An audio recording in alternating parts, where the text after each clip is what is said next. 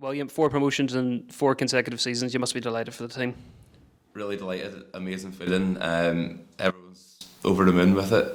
I think it gets better every year as well. We just kept on lifting levels each year and pushing on, and the target each year has been promotion, and that's it, done again for another year. Mm-hmm.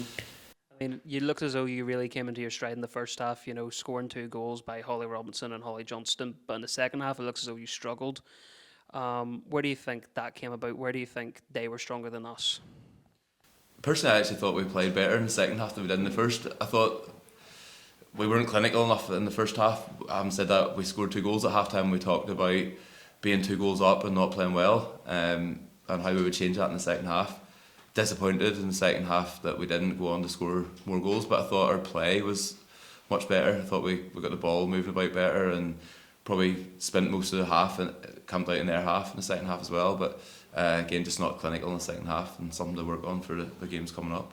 And there's still cup games to play, still in 2 cup competitions. How do you think your chances fare against Foyle Bells in the semi-final next Monday? Going to be a tough game as always. Foyle Bells, never an easy game against Foyle Bells, and we saw that earlier on in the season when they beat us up there. So good result against them at home last week, and hopefully we can do the business next week and progress on to the final.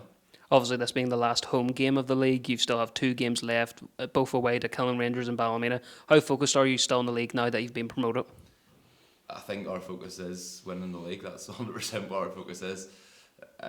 Obviously amazing. It's weird, the feeling tonight of how good it is to be promoted to the Premier League, but at the same time it still feels like it's not over, and it isn't over, because the league is what our ambition is this season, so we definitely want to carry on and get that league title.